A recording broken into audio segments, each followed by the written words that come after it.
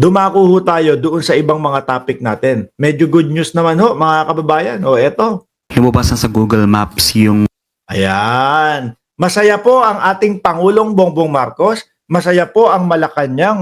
Masaya po ang gobyerno ng Pilipinas doon po sa pagkakapwesto, pagkakatala ng ating pangalan o yung West Philippine Sea sa Google Map, mga kababayan. Ang hindi ko lang ho alam kung masaya si Marcoleta, no? Panigurado ho ako baka nag-aalboroto yung si Marcoleta. Baka nagagalit si Marcoleta o kung paano idedepensa ng mga DDS yan. Naku, pangalan lang naman yan Malamang makakarinig tayo ng mga ganyan sa mga DDS. Naku, pangalan lang naman yan. Masyado kayong OA. Doon nag-uumpisa lahat yan. No? Ibig sabihin, yung West Philippine Sea na pangalan, unti-unti na pong tinatangkilik international. Ano po? Ang Google, hindi naman po lang Google sa Pilipinas lang po yan Buong mundo ho may Google, mga kababayan. Ito ay malaking hakbang, no? Para ipangalandakan sa buong mundo na merong West Philippine Sea, Marcoleta. Okay? Hindi totoo yung there is no such as West Philippine Sea. Oo! Bigla mong binawi, bigla mong binwelta, bigla kang pumunta sa pangalan. No? Kasi negatibo ang tingin ng sambayan ng Pilipino doon sa mga sinabi mo. Eto, yung buwelta mo naman, barado na din. No? Dahil mismong mga banyaga, hindi naman po Pilipinas ang may pag-aari ng Google. Di ba? Mismong mga banyaga ay unti-unti nang kinikilala yung West Philippine Sea. Malaking hakbang po yan para sa ating mga Pilipino. Kaya nga ho yung China umaalma, mga kababayan. Gina G sila. Bakit daw nilagay ng Google? Di ba? Pakinggan po natin si Atty. Claire Castro. Hi, Yusek. President Marcos has been vocal sa kanyang position sa claims ng gobyerno at ng Pilipinas sa West Philippine Sea. Ano po yung naging reaction niya doon sa balita nga po na lumabas na sa Google Maps yung West Philippine Sea? Definitely po, masaya po ito. Nakakatuwa po ito. Parang kung di po tayo nagkakamali ay last week pa po ito na balita. Kaya po alam namin kung gaano po yung kasiyahan. Hindi lamang ito para sa atin, no? Para ito sa buong bansa. Masaya na makilala ang West Philippine Sea kahit na ang iba ay sinasabing gawa-gawa lamang daw ang West Philippine Sea. Guni-guni. Yun yung sinasabi. Guni-guni. Nako, yan ho ang ikakatalo talaga ni Marcoleta, mga kababayan. No? Yan po ang malaking impact doon sa kandidatura ni Marcoleta, mga bossing. Biruin mo ba naman, guni-guni lang po natin, mga Pilipino, yung West Philippine Sea. Ang tinutukoy niya kasi dito, bakit natin gagamitin yung pangalang West Philippine Sea, hindi nga nakatalayan? Para po maipatala natin yung mga ganyang mga pangalan, mga kababayan, kailangan mapatunayan at merong mga sumuporta sa atin, no? Na ito talaga ay atin. Sabi naman ni Marcoleta, in fairness naman sa sinabi niya, doon sa pagbawi niya, nung bumawi na siya, atin naman po talaga yan. Naniniwala po akong atin yan. Kaya lang, yung pangalan, hindi pa po nakatala. Para maipatala mo yan, kailangan magkaroon ka muna o maumpisahan na muna natin sa ating bansa. Ito talaga ang tawag namin dyan Sa amin yan, kaya kami ang magpapangalan, West Philippine Sea. Ngayon, kilalang kilala na sa buong Pilipinas. At ngayon, tinatangkilik pati ho ng Google.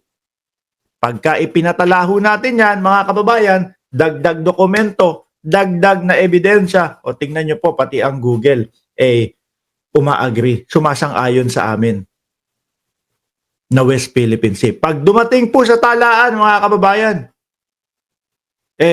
pihado po ako, naniniwala ho ako, napakadali na lang pong desisyonan.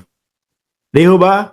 Pero ako, naniniwala ho talaga ako doon sa sinabi ni Marcoleta. Ang gusto niyang sabihin talaga doon, there is no such as West Philippine Sea. Walang West Philippine Sea.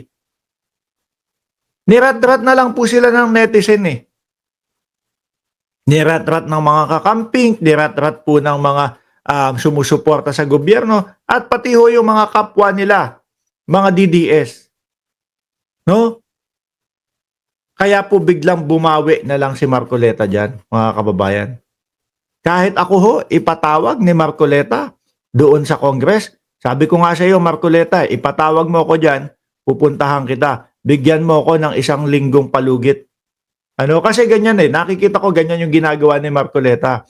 Kapag kayong may bumabanat sa kanya, isinasama niya, pinapatawag niya sa Congress. Ultimo, pati yung sinabi mo doon sa INC na walang mga ipinapatawag na PNP chief sa Kongreso, kumpletos recados. Dadaling ko lang itong laptop ko, kumpleto recados. Nandito lahat ng video mo na ikaw ang nagsabi nun.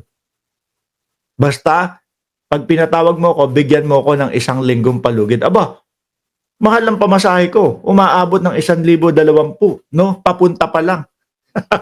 O pagka pabalik na, umaabot ng $2,000. O. 'Di ba? Para naman hindi ora-orada kapag kayong kunyari 3 o 2 araw bago yung hearing. Tas doon nyo pa lang sasabihin pumunta ka. Gusto ka makaharap ni Marcoleta. Baka umabot ng kalahating milyon yung aking babayaran. Di ba, mga kababayan?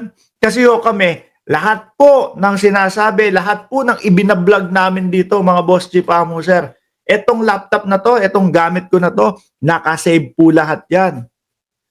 Sasabihin ko lang doon sa Congress, Comsec! Ganun ha? Comsec, pwede po bang pakiplay yung binabanggit ni Marcoleta dito? No? Pati yung peace rally nila doon. Nandito, kumpleto ho. Kaya, hindi ubra yan. Tuloy ho. Muli, dahil nagkaroon ng pakilala sa isang platform katulad po ng Google Maps, ito po ay isang ipinagpupunyagi po natin dahil isa to ay sa pagkilala ng West Philippine Sea ay sa Hindi lang po sa ating bayan, kundi po international, no? At unti-unti na pong makikilala ng buong mundo yung pangalan na West Philippine Sea. atin. Di ba? Malaking hakbang po yan para sa Pilipinas, mga boss chief amo sir. Sasabihin, bakit etong China patuloy na binubuli ang Pilipinas? Samantalang ayan naman, West Philippine Sea ang nakapangalan dyan. No? Kasi yung sinasabi ni Marcoleta na wag munang gamitin or yung West Philippine Sea dahil hindi naman nakatala. Lugi ho tayo dun. Kasi mga kababayan, kapag ho tayo nakipag-usap sa mga banyaga at pinipilit natin na sa atin ang South China Sea, malaki ho yan. No? Totoo naman hong merong South China Sea, mga bossing. Kaya lang, yung South China Sea na yon ay sinasakop po yung ating karapatan na, yung ating teritoryo na doon sa kanilang naratibo. Pag nakipag-usap tayo sa mga banyaga at pinipilit natin, sa atin yung South China Sea, sa atin yung South China Sea, baka kutusan pa ho tayo. Tingnan mo nga, pakinggan mo nga yung pangalan, South China Sea, tapos sasabihin mo sa inyo.